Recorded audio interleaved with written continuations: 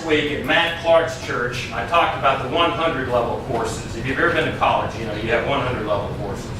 And the 100 level courses last week were sort of like, if you want to envision a tree, okay? Last week I was talking about the trunk of a tree. What that was the reality of world peace in the Scripture.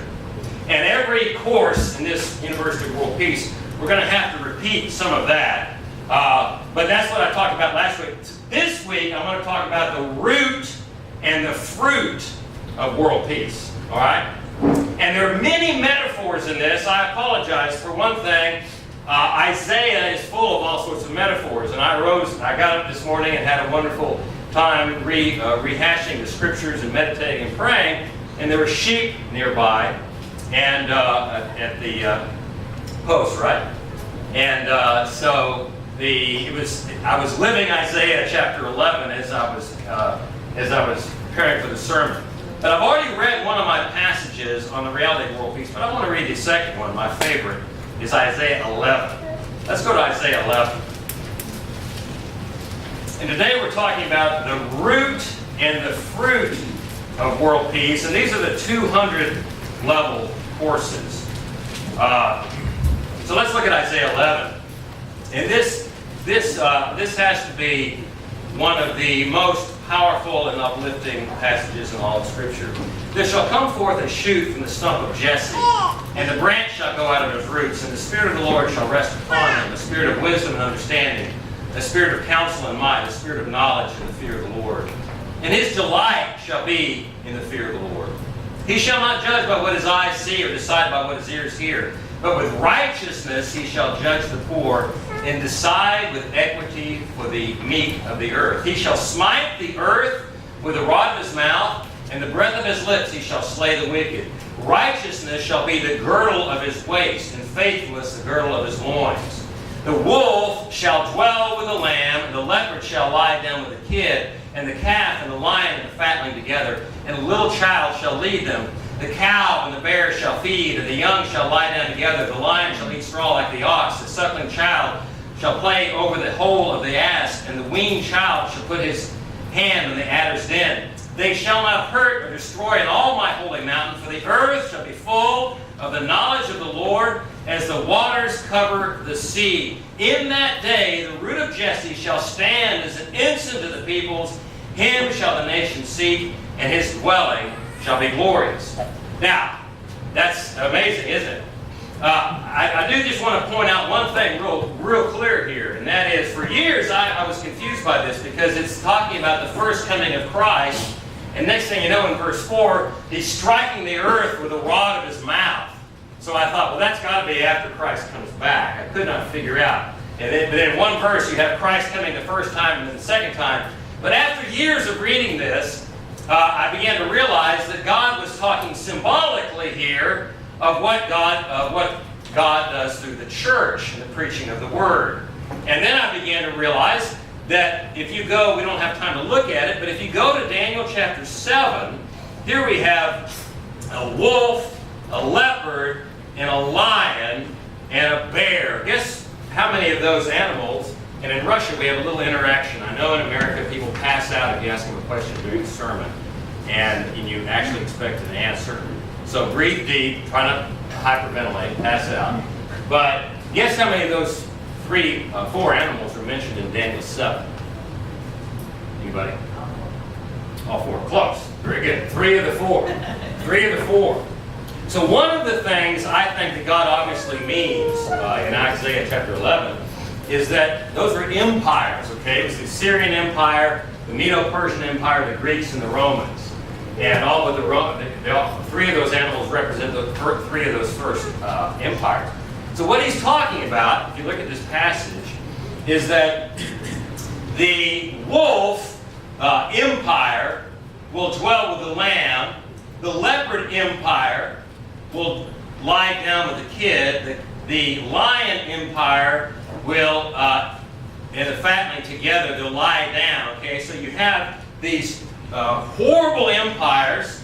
In Isaiah 5, it talks about them just devouring. You have these devouring animal, beastly empires. And what does God start having them do? I love down here, the lion shall eat straw like the ox. What do all these devouring empires do in the end? What's that? Fall. They fall, or they begin to behave like God's animals. Okay? All the other animals, there's two groups. The other ones are the kid, the calf, the ox. Those are all, what? Clean animals. Those are God's animals, right? They're all nice. People to this day sometimes have sheep and oxen living in the second half of their house. My wife has been in Egypt. She's seen it. You know, you can have the ox and the calf and so forth in the house with you. So these are God's house pets. Okay? So what the Bible is actually promising is God takes the devouring empires of the world and He makes them His house pets. They live like His house pets. It's also interesting to note here that they keep their identity. So God is very much not about wiping out cultural distinctives. All right? So every nation has their cultural distinctives. That's why there's so many, one of the reasons why there's so many wars, that people are afraid of losing their cultural distinctives, and so they fight to keep their independence and keep their cultural distinctives. So God's not going to wipe out the cultural distinctives that glorify Him, okay? But He's going to make all the beastly empires of the world, and is making them all, eat straw like an ox, right? Live like His people. That's what He's doing. So that was the essence of the 100 level courses. God is not ashamed. He is promising. He's not just promising to sort of help out with world peace, but He's promising to make world peace like this. Okay. And then, for the sake of the kids, will this be literal one day? Will the lion actually eat straw like the ox? I can't prove it, but I vote yes. You can go home and say that preacher was crazy, but I think they'll actually, because of sin being corralled, I think it very well could be that lions end up eating straw like the ox. And I think probably when they were first created, they probably ate straw. That's just a sermon, a free sermon within a sermon. It has nothing to do with my theme exactly, but it's pretty cool, I think. Right? So one day, maybe in a new heaven and new earth, we'll be able to have lions for house pets or something like that. You know, okay. All right. Now for the 200 level courses. I told you that this message is on the root and the fruit of world peace. And my first course level, number 201, is the root of world peace before God. Okay? The root of world peace. Let's turn to Isaiah 53 and 10 through 12. And I want us to see the root of world peace. And your pastor and I were thinking great thoughts together because he chose the second verse that I'll be using to be in your liturgy today. Yet it was the will of the Lord to bruise him. He has put him to grief.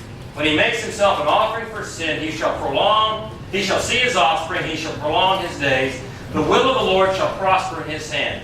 He shall see the fruit of the travail of his soul and be satisfied. By his knowledge shall the righteous one, my servant, make many to be accounted righteous, and he shall bear their iniquities. Therefore I will divide him a portion with the great, and he shall divide the spoil with the strong, because he poured out his soul to death and was numbered with the transgressors. Yet he bore the sin of many and made intercession for the transgressors. What is the root of the world peace that God is promising? The root of it, the cause of it. What is the engine of it? What's driving the world peace that God is bringing?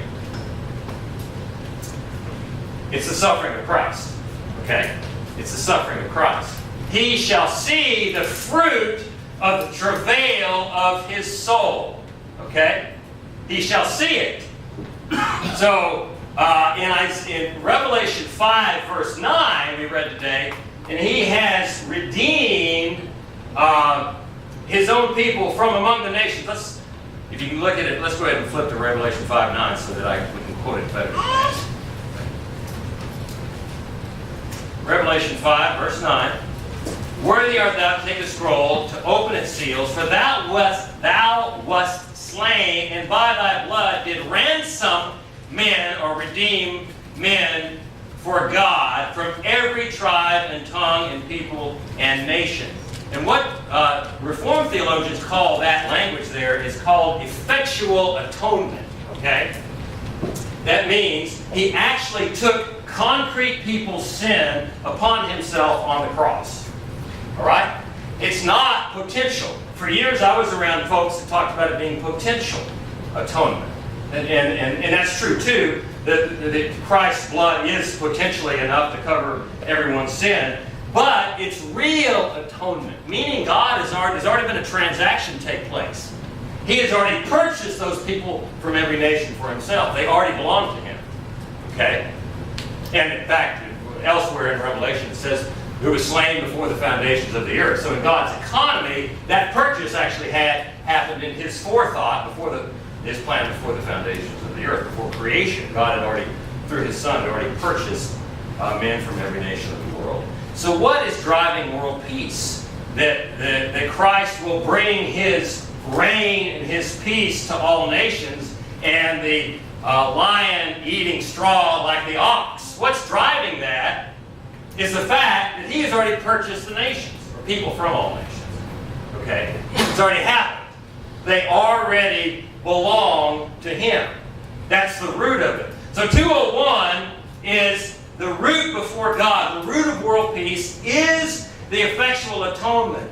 And I'll read it right here. God's unconditional commitment to redeem people from all the nations is also an unconditional commitment to see the fruit of the travail of his Son. Okay? He shall see the fruit of the travail of his Son. So world peace that's happening is because God the Father is committed that his Son will see the travail of his soul. Okay? He will see the fruit of the travail of his soul.